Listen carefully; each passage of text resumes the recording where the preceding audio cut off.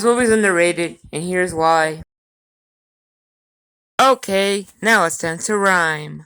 So we meet the Lorax in the opening. So he introduces the town with a song so welcoming, where people are so bombastic that they don't even care that everything's made of plastic. So we see a boy who crashed his plane talk to a girl who tells him that trees used to exist all over the world. But when he tells his family, his mom is confused. But when his grandmother distracts her, she gives him the clues.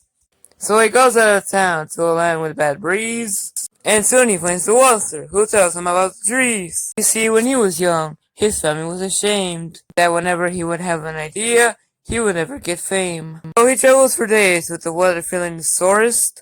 He goes over the mountains and finds the forest. He sees all the animals living, breathing, and swimming, and then he cuts down a tree. But when you think he only chopped down one, correction, this is only the beginning. Dolores comes in to tell him to stop. Then that night, all the animals and the Lorax included take him out to the river.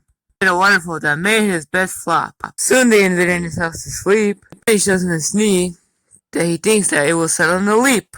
Day after day, he tries to make a sale with a crowd, but fails really hard. But then when someone tries it on, everyone has some minor regards. So he invites his whole family to give him the business that he needs to sell lots of orders of a lot of needs. So they make a lot of money and make the animals soar. And soon they pollute the planet, but he still wants more. So Lorax tells him what he has done. The monster doesn't care until all the trees and animals are gone. So Lorax goes back up to the sky, making the monster feel remorse. He sees a pile of stone read unless. And now, his company is now in a decourse. So after the story is told, the monster gives the boy the last seed. And now he must go back to town and must do that very deed. But when he comes home, the mayor invades his house and demands the seed with such noise. So the mom kicks him out of the house. So she thinks of a ploy.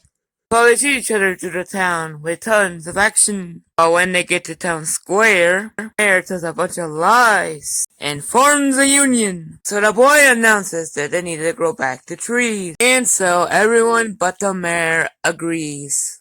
Soon all the trees in the world grow back. And the monster gets out of his old shack. He sees his glowing image in the sky. Could it be? Oh me, oh my. Soon he sprouts back to the ground. And with that, the Lorax is proud. Now they're friends, and things are really better. And so they lived happily ever after. Okay, that's it, man. So glad it's good timing. Now I'm just gonna stop rhyming. It's okay. Now on to everything else. Well, obviously it's based on a Dr. Seuss book. Well, obviously it has an all-star cast. I mean, what that kind of animated movie doesn't do that, huh? It's not like nowadays where Illumination's making a Mario movie with stupid casting decisions.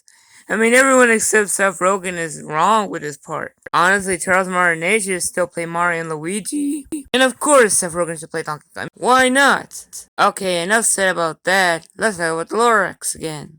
Obviously, the animation looks great for a Dr. Seuss movie. It actually looks like designs from the drawings in the books made in 3D. You can also see the colors in the trees and the reality it's in. It's great. When it's dark and shallow and full of crisp, it still is great. Especially for a studio that's responsible for Minions. Here's something they do really different here.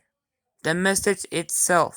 Now I know in the original story of the book or the original short, it says that anyone can be an influence and cause a problem. It's still a great message to teach, especially to be responsible for our own actions. But in the movie, it's more like if someone is making plans with profits in the business, another person will be inspired and want to do the same thing. And if you don't like that choice, it doesn't matter, because opinions are valid. Okay, that was it. Bye.